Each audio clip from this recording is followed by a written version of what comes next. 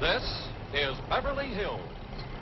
And here come the Beverly Hillbillies.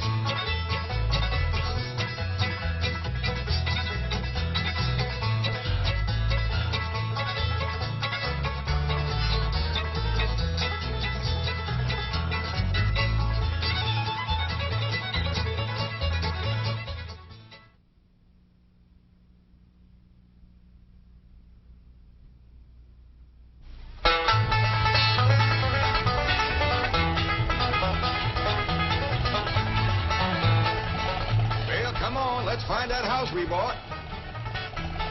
House they bought? In Beverly Hills? Whoa, wait a minute, hold it.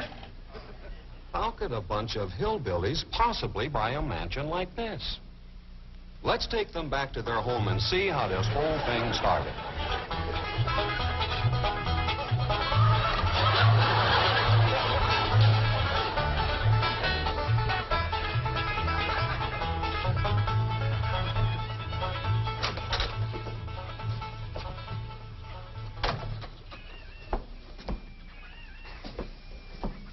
Jed, you gotta do something about that young'un of yourn. How'd that happen? Fighting with a bobcat. Get hurt? I reckon so. It went limping off on 3 legs. I swear, I don't know what I'm gonna do about that girl. Well, the first thing to do is to get her into a dress. She's getting too big to be wearing man's duds. Looky here. She's done popped the buttons off of her shirt again. Well, Elly May carries herself proud, with her shoulders throwed back. It ain't her shoulders that's popping these buttons. Fully growed up, rounded out, female won't. Time she started acting like one. Well, one of these days, some boy will come along and start courting her. They came courting when she was 12. What did she do? She whopped the tar out of them. Well, it ain't fitting. Girl running around as wild as a cougar, wrestling, fighting, and hunting. She ought to be doing woman's work. Helping me with the steel. Yeah, I'll speak to her. Oh, that reminds me. Better go down and stomp out the fire under that mess. Hold on now, Granny. You ain't gonna stomp out no fire like that, are you? Huh? Oh, of course not. Don't want to burn my shoes. Huh? Granny, somebody open the door. Howdy, Pa. What you got there? Stranger? Where'd you get him? I beat him with a rock. Sure. He was skulking around down by the slough. Figured he might be a revenue. He ain't no revenue. Then can I keep him? Of course not. Well, I caught him. Don't matter. Well, he won't be no trouble. I could keep him out in the smokehouse. Elly May, you can't keep people like they were dogs and cats. Ooh. Ooh, ooh. Ow, ooh, that's hard.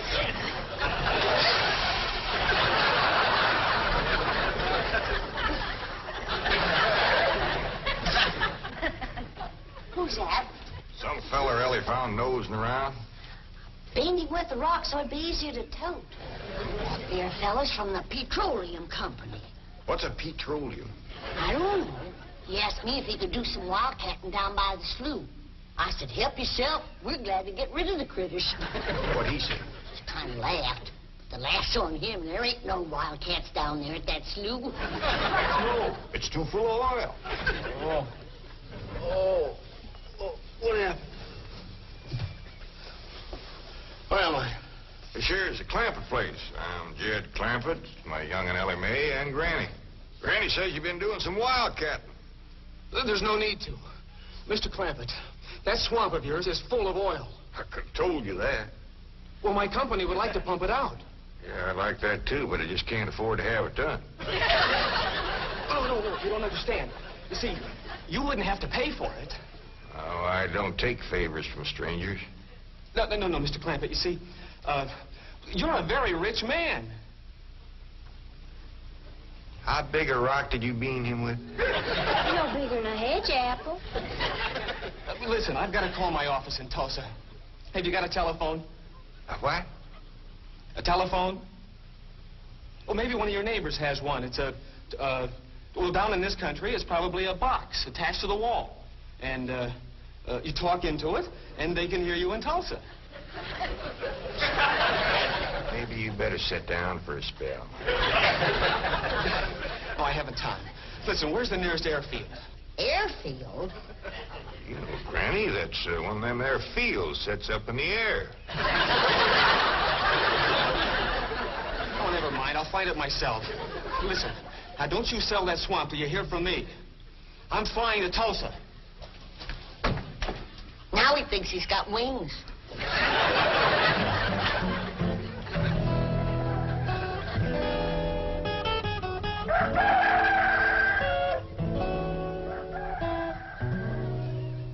Morning, Granny. Watch them buttons, child.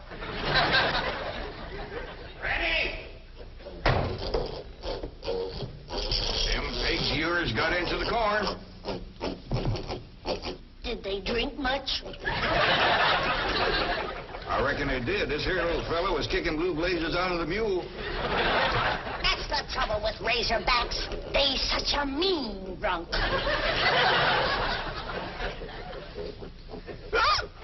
Yeah, this wouldn't happen if you'd stay in the house where you belong.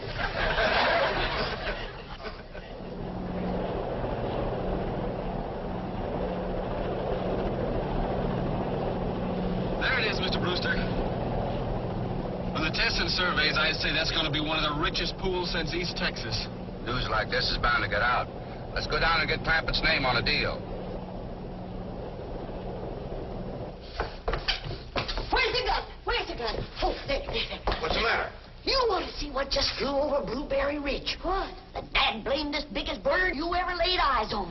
Probably just an overgrown chicken hawk. Chicken hawk, nothing. That thing could make off with the hog. Hurry up, put that gun together.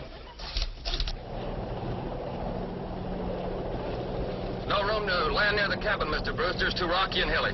Then let's get the sling ready to be lowered. Well, Mr. Brewster, that might be dangerous. Hang the danger. We're going to be the first oil company down there if it kills you. Me? Don't worry. If it's safe, I'll follow you. Granny, I see it. There it is. Land of mercy, look at that. What you doing, Granny? That thing's only got one claw, but danged if it ain't grabbed up a man. Hurry, Paul, it's my stranger. Where is it? Just throw over the house. I'll get it on t'other side.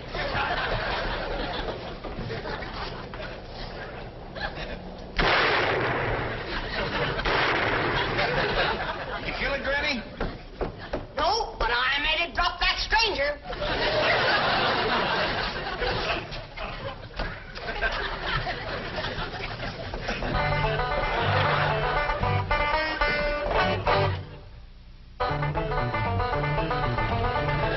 Jethro, stop this thing. Stop it. Hold on it. Granny! Granny! Yes, Jed? Granny, grab a hold of something and hang on. Cousin Pearl and that overgrown son of hers is headed right for the cabin in that old truck. Heaven protect us. Oh, Jethro!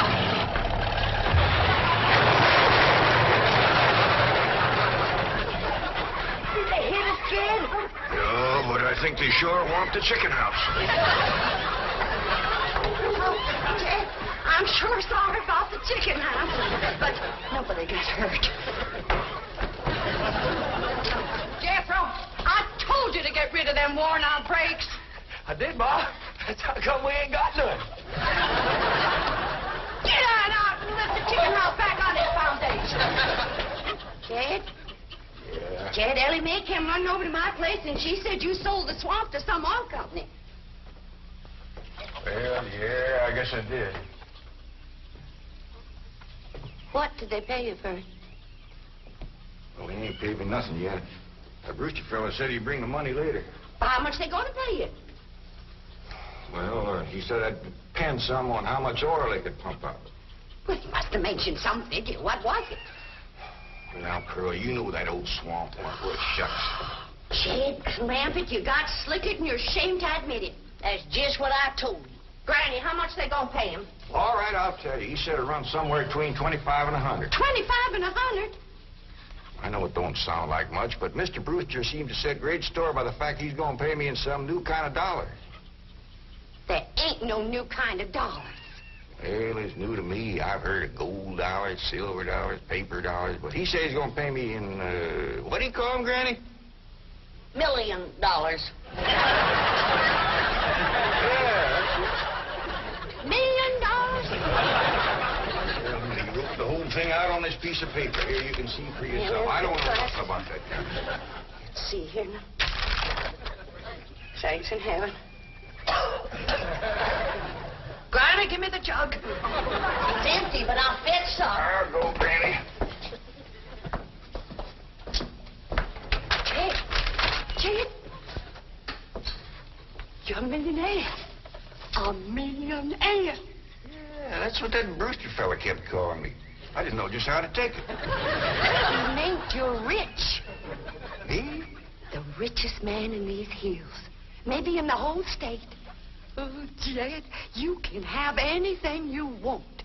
Do anything you want. Go any place you want. Yeah, that's another thing he kept saying. He said he reckoned I'd be moving away from here soon. What do you think, Pearl? You think I ought to move? Jed, how can you even ask? Look around you. You're 8 miles from your nearest neighbor. You're overrun with skunks, possums, coyotes, bobcats. You use kerosene lamps for light. You cook on a wood stove, summer and winter. You're drinking homemade moonshine, washing with homemade lye soap. And your bathroom is 50 feet from the house, and you ask, should you move? Yeah, I reckon you're right. Man, be a dang fool to leave all this.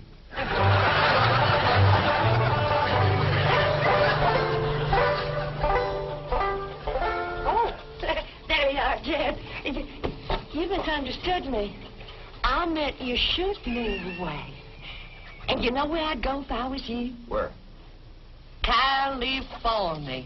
California? Yes, sir. Beverly Hills, California. Jed, remember the time that your pa took us to Eureka Springs to see the movie picture? Yeah. Well, the actors that make their movie pictures live in Beverly Hills. Go on. Yes, sir. Well, doggy. Ain't that be something? Living in the same neck of the woods with old Tom Mink. It sure would. And we could come visit you. You know what else they say about California? What? It don't get cold out there. What don't get cold out there? Nothing don't get cold out there. They don't have no snow or no ice. Can't they bring some in? They don't want it. That's why'd be so good for Granny.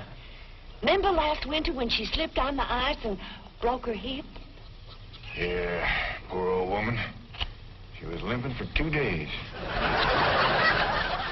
Well, that couldn't happen in California because they don't have no ice.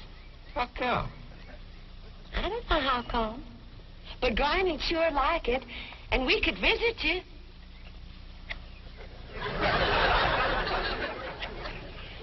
You know what else they say about California? Maybe Jethro know how come there's no ice. He's going to school. We could ask him. Jethro? Yeah, Ma. Come on over here.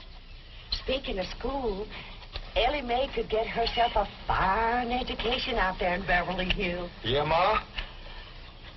Your rich uncle's got a question he'd like to ask you. What rich uncle, Ma? Your rich Uncle Jade. Jethro? How come there's no ice in California? Don't look at me. I didn't take it. Big dumb. Well, I didn't, Ma. Oh, get out of here. Well, you always do. I don't know. I was saying, Jed, folks claim California's got it all beat. Why, things grow twice as big out there. Jethro would be a whopper, wouldn't he? He could help you move. He's awful handy at lifting and toting, and he could drive you out in my truck. I tell you what, Pearl.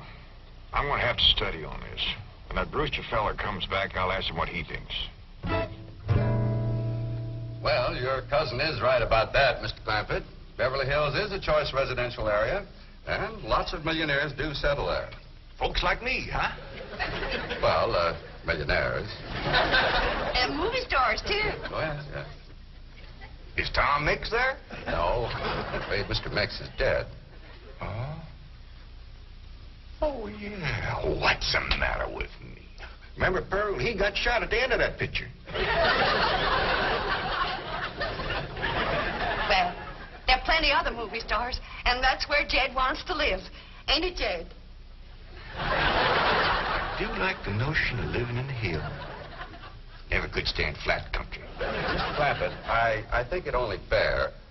That is, well, I think you may have a wrong idea about Beverly Hills. Is that where you live? No, my home is in Tulsa. Well, say, maybe you could get us a place there in your neighborhood.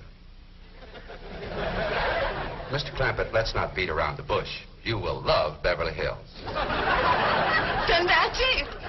Can you steer Jed onto a good place? No, I can get the bank out there to handle it for him. He'd like a nice big place with plenty of room for his kinfolk to visit him.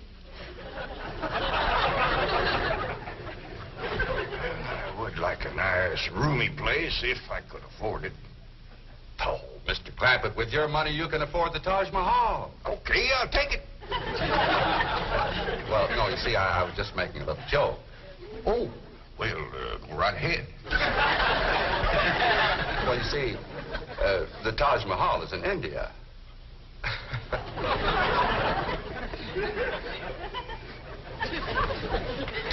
Mr. Brewster, you're a nice fella, but I've heard better jokes. Is the foreigner staying to supper? I'm ashamed to say I ain't asked him. How about it? Oh, I don't think so. Oh, no trouble. What you cooking tonight, Granny? Mustard greens and possum innards. Mm-hmm. Did you hear that, Mr. Brewster? Very clearly. Want to change your mind? Not this time. Well, if you should happen to come back tomorrow, we'll be having leftovers. That's the thing about possum innards. They's just as good the second day.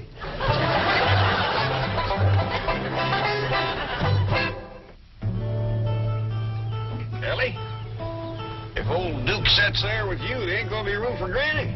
Oh, that's all right, Pa. Granny ain't gone. Who says she ain't? She says she ain't. That's right, Uncle Jed. She's just sitting on the back porch in her rocker, and she says that's as close to California as you're gonna get her. We'll see about that. Dang if I ain't got me the muleyest women folk. We ain't never gonna get there.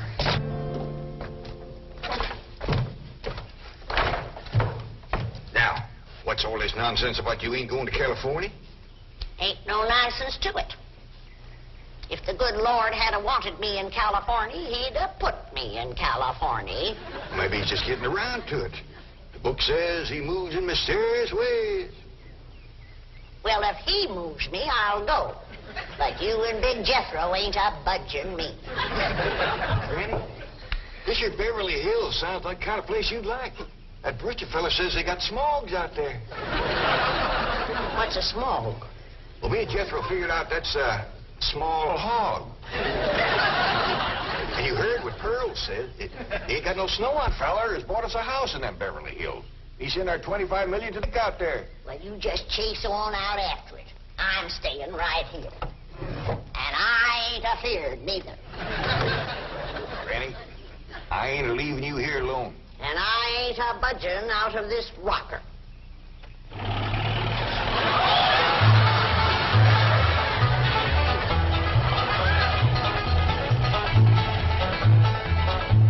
Jethro, what does that sign say? It says Beverly Hills. You said that, Granny? We're Baer. They call them hills?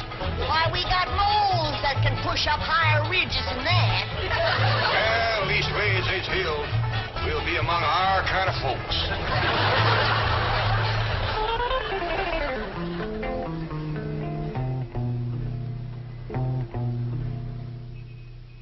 deposit of $25 million to the account of J.D. Clampett. J.D.? As in Rockefeller. Elevates us to third position in capital assets and assures our bank of... Come in. Oh, I'm sorry to interrupt, Mr. Drysdale. All right, Taylor. Well, are we all set to give the Clampetts a red carpet reception? Well, I'm afraid Mrs. Drysdale still isn't too happy, sir. Yes, I know. Oh, my wife is very upset that I got the estate next to ours for the Clampetts. Says I don't even know what kind of people they are. Do you? I know to the dollar what kind of people they are. They're my kind of people. Loaded. Taylor, have the gardeners got the grounds in order? Yes, sir. But I'm afraid that's another thing your wife is upset about. Oh? Well, you see, your gardeners have been working on their lawn all week. Why, they've mowed it, trimmed it, fed it, clipped it. I don't care if they lather it and shave it. This is the most beautiful mansion in Beverly Hills. I want every square inch of ground within those walls in apple pie... Yes? Oh, hello, Margaret. No, dear, I'm very What? Oh, good heavens, did you call the police? I'll be right there.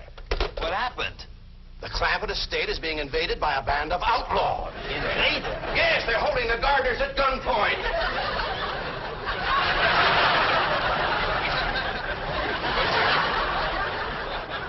Sure is lucky we come along when we did. That's the truth. The way they were slipping through that gate, another 5 minutes and that whole darn prison would have been empty. Jethro, you sure that's a prison? Yeah, Uncle Jed. I seen pictures. Only thing is, how come there ain't no guards on them walls?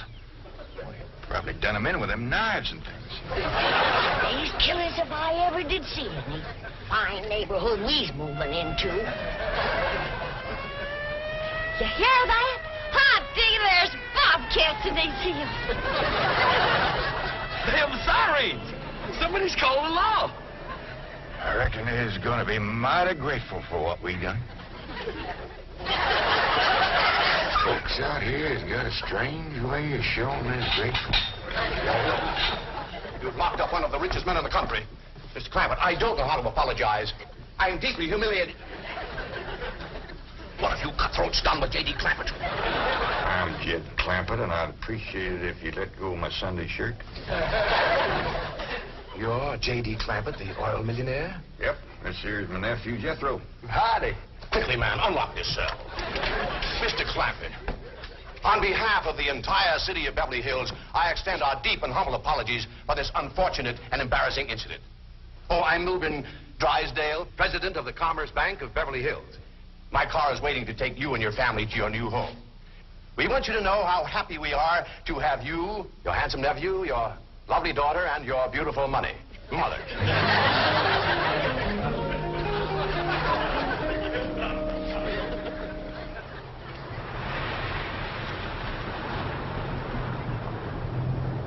a minute!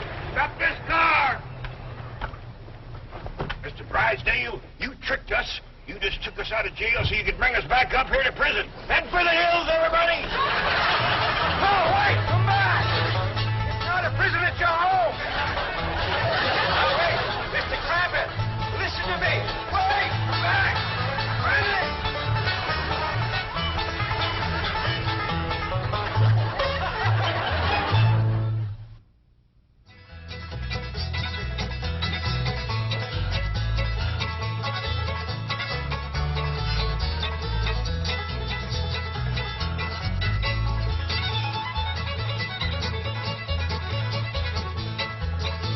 Well, now it's time to say goodbye.